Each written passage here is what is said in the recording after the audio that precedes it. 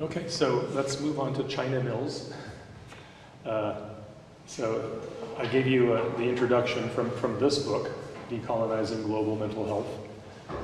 One of the few books I brought with me.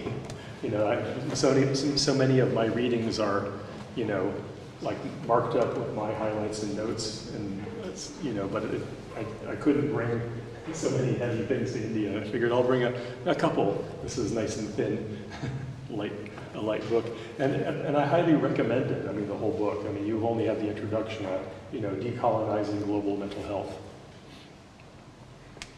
So, I mean, it's clear from the title her position on this. The subtitle, you know, the psychiatrization of the majority world.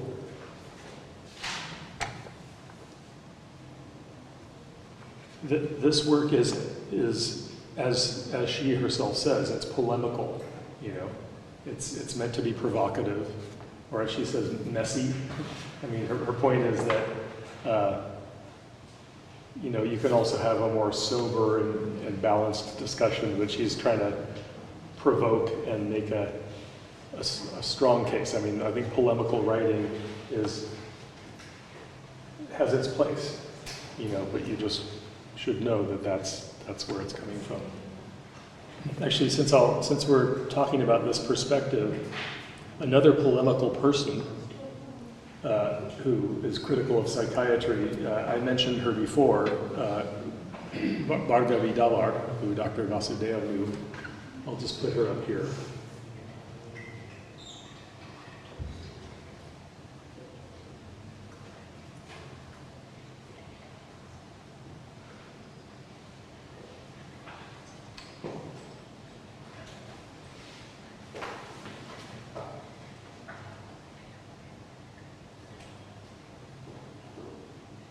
I'm not sure what the right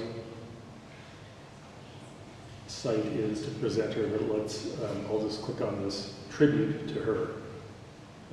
She died last year, and this is an article about her life.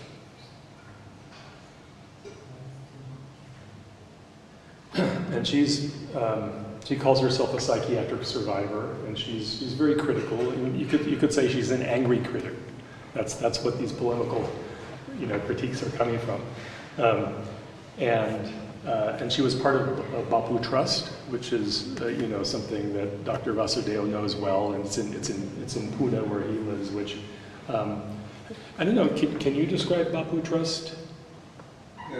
They work in the slums and deprived, underprivileged people, and they refer their patients to me primarily because I was not very aggressive in the treatments. Okay. Mm. Oh, Mike. Okay. Yeah. Mm-hmm. So that's where Bhargavi and I met, and even with there was one seminar organized in Pune, Cars and Discourses of Mind. Okay. Dr. Sudev Thorat also was there, Sushrup and Bhargavi. They were very active listening. Later on, I started feeling that she is more or less anti-psychiatric rather than. Yeah. But still, they continue to send their patients to, because patients need treatment. Right. Mm-hmm. They are not interested which school you belong to. Right. Yeah. But she was very active from her own history and listening background. She had formed her views, and she was deeply emotional and upset about the ill treatment of mentally ill patients in carceral. Okay. Right. Right. Emotional and upset. Yeah. Exactly. That's a good way to. And I think she would say that she should not be expected to edit out the emotion and the upset, and that's kind of what China Mills is trying to do when she describes her own work as, you know, as messy. That's kind of, she's also invoking Omi Baba theory, which is another thing. But anyway, thank you for a few comments on her. And just, we'll move on, but an important person also to know about, and, critical anti-psychiatry activist. And she's also listed as a psychiatrist. And so she's also listed as a psychiatrist. But is that correct? No, I didn't think she had, because, that comes up when you search her, but I thought to myself, that doesn't sound right. She worked closely with Sushruta and Yeah, see, it's listed as Bhargavi Davar, psychiatrist. So I thought that was incorrect, and you're confirming that that's not.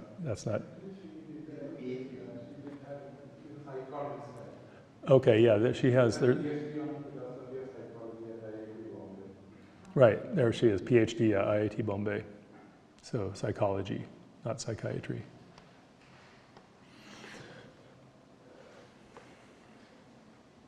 And she worked on disability rights as well, and the disability law in India, among her other topics.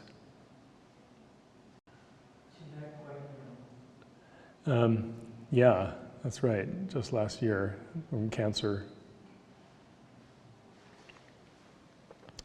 So China Mills. So this is clearly a critical reaction to the movement for global mental health. I mean, she begins by giving us this quote from this Tamil woman who is speaking about her experience, and the staff at this mental health center is trying to basically convince her to admit that she's a mental patient, which is a very stigmatizing identity to try to admit to. And they ask her, if you're not a mental patient, why do you take medications? And then she says, to be cured of this place. And that's the important, different addition, the correct psychoeducation, evidence of insight idea is that I have to take medications because I have a problem and I'm taking it to be cured. She adds that extra line, which in a way flips the whole meaning of this discussion, that to be cured of this place. That she's taking the medications so she can get out of the health NGO that's helping her. This, by the way, is something I have observed in many of my interviews with people in the Hearing Voices movement. Also in one of the women who did the Hearing Voices training that I went to. Many of them have said that they learned that they needed to lie to get out of the psychiatric hospitalization. They realized there was no other way out other than to conform to the script and to say that you had this certain problem and to be compliant with medication. Even if you believed that these things were not helping you, you had to claim that they were to get out of the place. And some of them even described it as like they felt they had to do that to save their lives. And this is something I've heard from quite a few people. So the same comment you're seeing here. The problem sometimes is the hospitalization more than it was the problem for which you sought help and ended up in that place. She also brings up human rights as an issue, but has perhaps a slightly different angle on it from the movement for global mental health. Let me turn to you again, as I did before, and ask you what were some of the points that China Mills made that resonated with you. I think categorizing distress as illness, she calls it depoliticizing of distress. Okay. And I think I was reminded of farmer suicides in Bidar, where suicides are a consequence of so many things, but they can be reduced to just a psychiatric condition of depression. Yeah, right, exactly. Okay, and actually I'm glad you bring up that example, because in, I believe it's the next chapter of this book, she discusses farmer suicides. And she brings an example of a suicide note a farmer left, written to the Prime Minister about agricultural policy, you know, and what must be changed. And so this person takes their life and leaves this note trying to make a statement. And one of her observations is that, well, I guess she previews this at the end of the chapter, right? That page, what is it, page 11?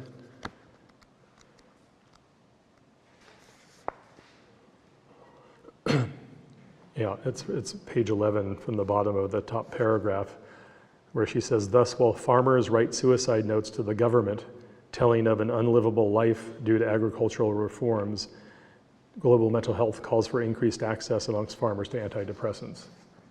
That the again, the you know, it's like the critique in the Wusic article, that, you know, the solution should be changing the social conditions, not changing the body of the person in distress. Other things that you took away from China Mill's polemical critique?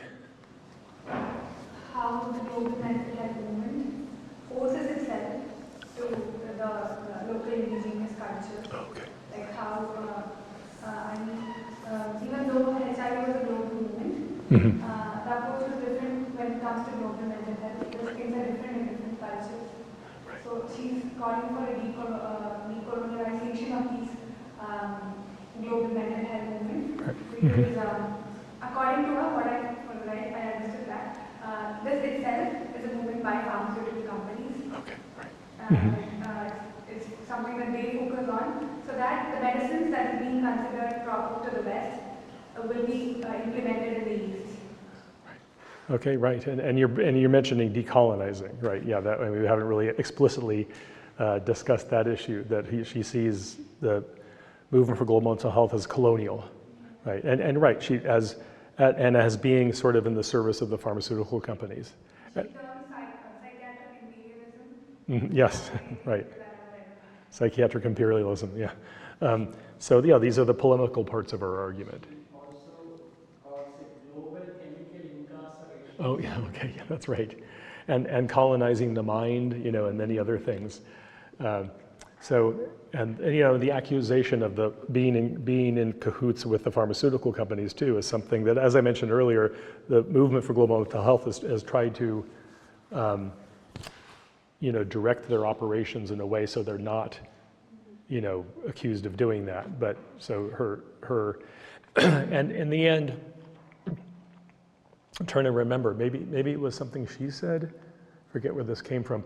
The actual evidence of direct pharmaceutical involvement is hard to find.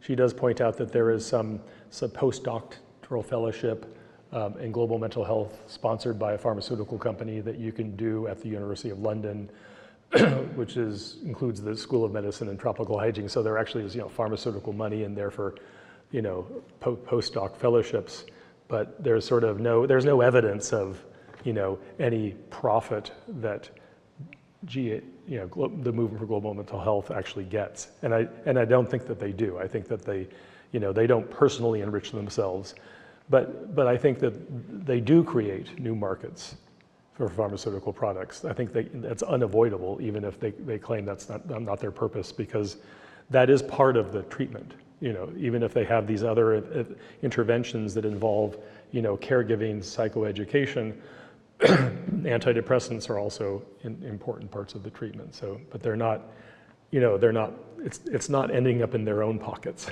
I would say that.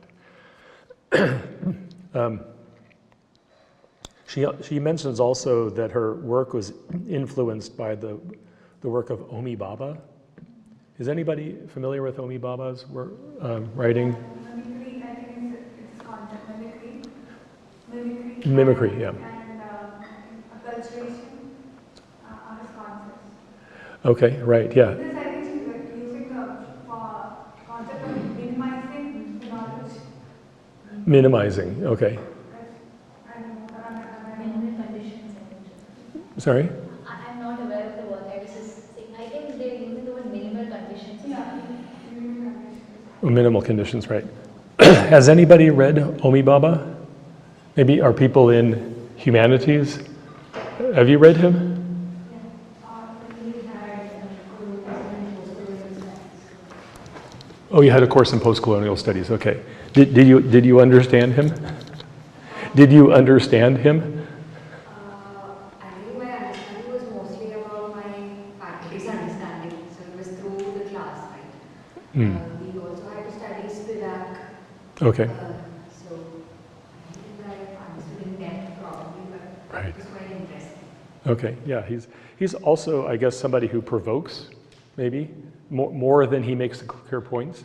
I think I think he is the most difficult academic to read, ever. I mean, and you notice maybe that China Mills says that her copy of the book is like damaged because she's throwing it across the room in frustration. So she's not the only person, you know. So some people just say, oh, he's just talking nonsense and trying to, you know. Others find, you know, sort of profound meanings. He has a way of writing that is elusive, I would say, but I think that there's a purpose to it. It's not just simply to show off that he can be complex, you know, just to put him up here.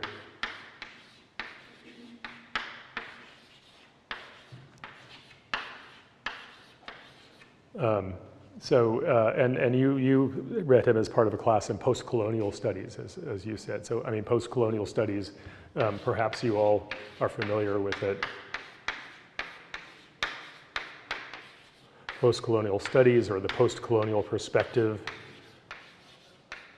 is a big area, you know, so you're in the humanities, you know, and so it's something that's very much engaged with the humanities, but the social scientists are also, you know, especially anthropologists, very much interlocutors with post-colonial studies. You mentioned Gayatri Spivak too, you know. Is that somebody you are also familiar with, most of you? Subaltern studies, right. So those are fields, I mean, we haven't mentioned, but they're relevant. I mean, she's citing in this introduction, she's citing post-colonial studies scholars. A lot of them come from India. Dipesh Chakravarti is a big figure in post-colonial studies. And they don't necessarily do the topics that we're talking about. I mean, Baba's, I don't even know how you summarize him. I mean, it's about the post-colonial condition. I'll just say that. Spivak. Sorry? Can the subaltern speak? Yeah, exactly. That's a famous article where I actually think that the title is the best part. You know, the point is right there in the title. It's also very hard to penetrate what she's trying to say until a very interesting example at the very end of a suicide that is a well-known example. So I'm just pointing out this field, not to go into depth, but that you know, if many of you are in psychology and social sciences, anthropology is more on the borderlands of the social sciences and the humanities, and I think engages more with post-colonial studies. Mm-hmm. That was also something that came into mind when we talked about transcribing and translation. Oh, yeah. We also had to study Fanon when it comes to post-colonial studies. So the whole idea of looking at colonialism and also ethics and legal, what is ethical and what is legal can be very different. Yeah, yes. What is legal when it comes to the law of a country can be very different when we look at what is ethical for a tribe. Right. Okay. Yeah. Be it somebody in the tribe being under threat or death in their, like, blood for blood can be ethical somewhere. Okay. So I think, Right. even when we spoke about translations and transcribing, to put a very simple example forward, it would be just food. How I perceive eating something very specific from Kerala Okay. would be very different from how somebody else tries it for the first time. Okay. I think it also comes into films where somebody from the same language, when he's acting in a non-mother tongue language, it could be just a scene where you're having a piece of food, but there could be culture and emotions attached to that piece of thing, or that article, or that food, or that experience. So I was wondering, this could also get lost while we transcribe or translate also. Oh, well, yes. You know, I guess that's one of the things also people struggle with in post-colonial studies and subaltern studies. The whole point of can the subaltern speak? Can the person who normally doesn't have the privilege of speaking because they're sort of the lowest level of the social hierarchy, you know, because once they usually only can speak because somebody who's more privileged may tell their story, you know, but then that story becomes appropriated and transformed by the teller. But maybe that subaltern person becomes educated and literate, and then they can tell their own story, but then are they then no longer the subaltern? Have they now been co-opted by, you know, this sort of a mainstream or a more privileged culture, and they're not, you know, this, you know, getting at the authentic experience of the subaltern was a problem that some people, and maybe I'm just mentioning the subaltern perspectives. I'll just put that here. Are most people familiar with this? Yes. Have you, okay, you're nodding, yeah, have you, I mean, this is also a good example of a subaltern studies, which is, these aren't necessarily the same, they partly overlap. Subaltern studies started in India and became influential around the globe. I mean, it's a good example of sort of a reverse of the usual trend in academia where things start in the West.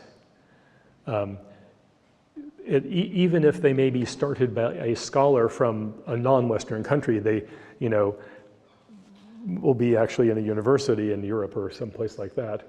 But subaltern studies started in India and influenced people elsewhere. It started in what's it called, the School for the Study of Social Sciences, a name like that in Calcutta, and went out from there. It's a important approach to history, among other things. Anyway, but moving on.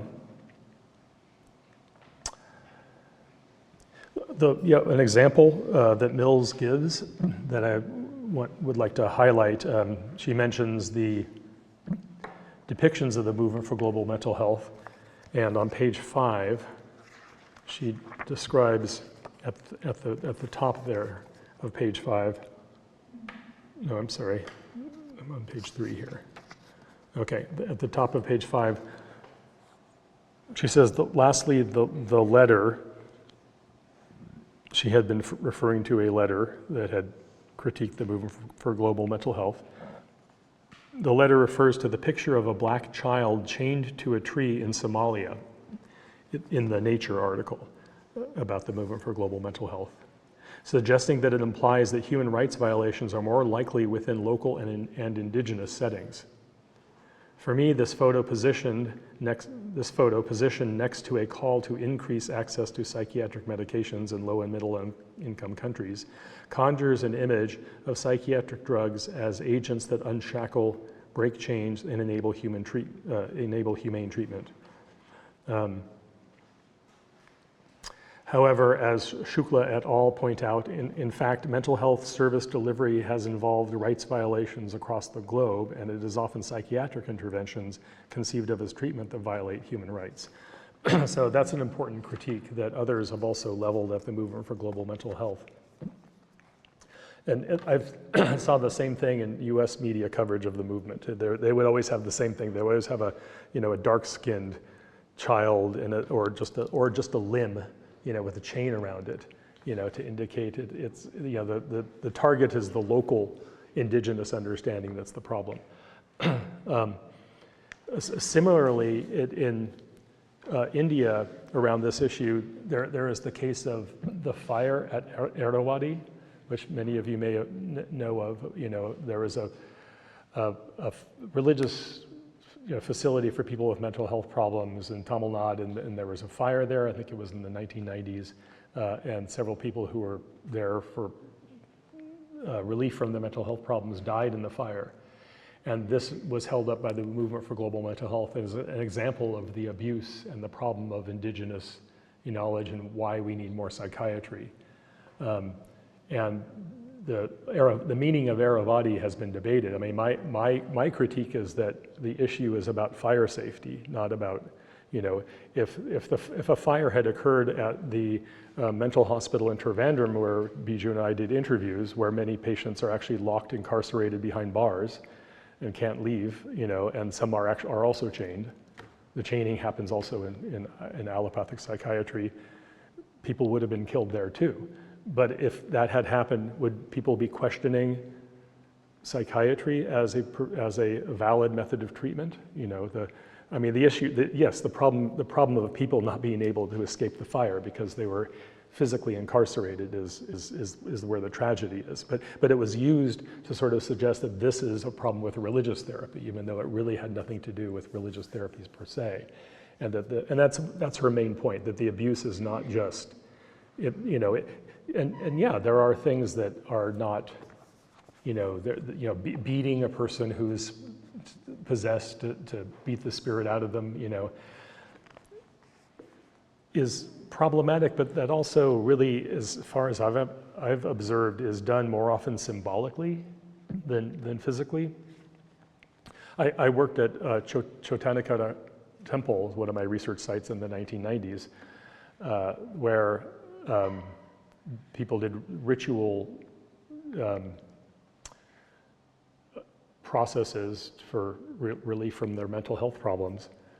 And it was interesting, psychiatrists told me that, they use inhumane treatments, at Chotanagara. They told me that patients are forced to, pound nails into this tree with their forehead until their head is bleeding, and and Biju and I went to Chotanagara, and we never observed that happening. In fact, what we did observe was, there is a ritual where people go into trance, drums are played, and the possessing spirits become active, and people dance about, and then usually the spirit makes some demand.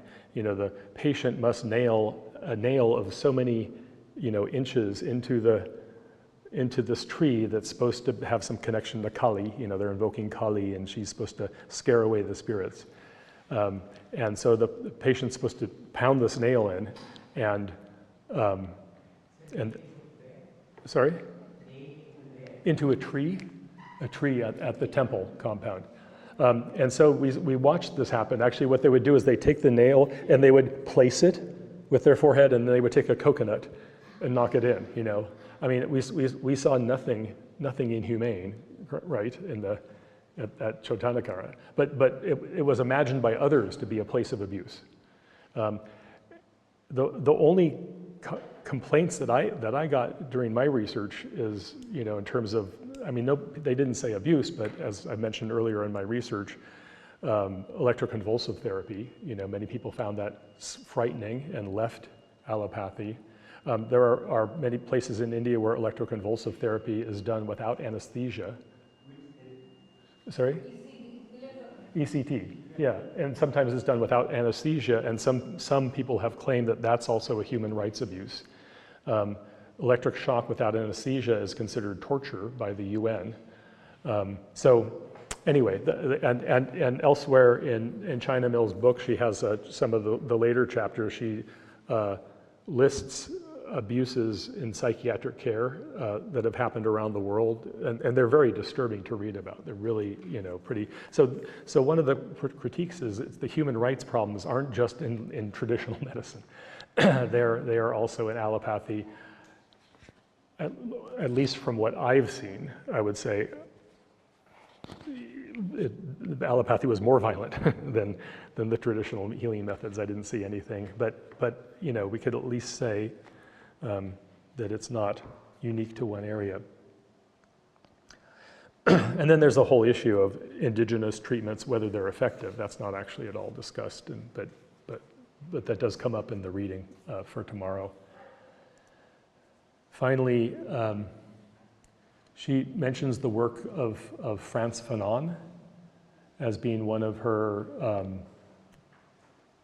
well, she doesn't necessarily say like her inspiration like Omi Baba is, but somebody she cites and discusses regularly. Is this somebody who's familiar to you, Frantz Fanon?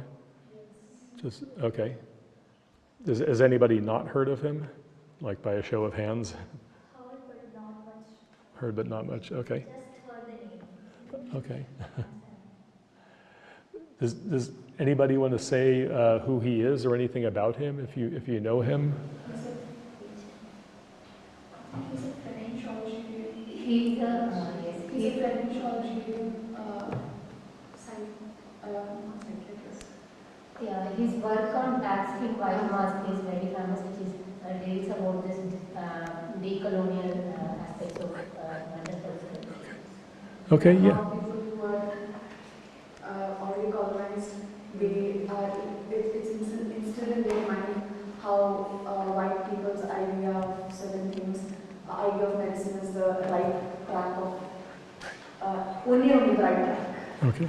And there is a one documentary film on this Francis Fanon also, how he suffered, Oh. when he himself suffered with the diseases and his services to the countries and Okay. The documentary you said? Oh yeah, right. Yeah, I've seen. I don't know if it's the same one. I think there's more than one. Do you remember the name of the documentary you saw in Fanon? no, it's in library. Dr. Sudarshan has played for students. He's shown you the documentary. Oh, okay, great. Okay, so you've had some exposure to him already through Sudarsh. Yeah.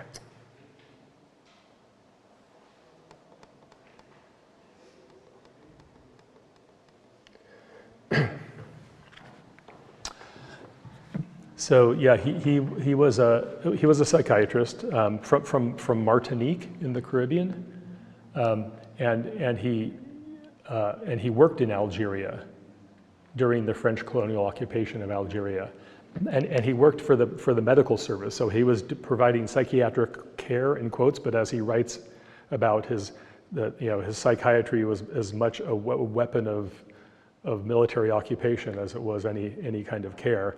And he eventually, resigns from the medical service because he can't in good conscience do what he's supposed to do. I mean, psychiatry is also used to, extract confessions from the Algerian resistance to the French occupation. France, this is in the Francophone world. Okay, so he was born and raised in Martinique, which is a colony of France in the Caribbean, and he went to medical school in France, and then he was assigned in Algeria, which was part of the French colonial empire occupied by France. The documentary name itself, Frank Fanon, Black Skin White Mask, by Isaac Julien. Oh, okay. So I'll just put that up here. I don't know whether it's available or not, but in libraries and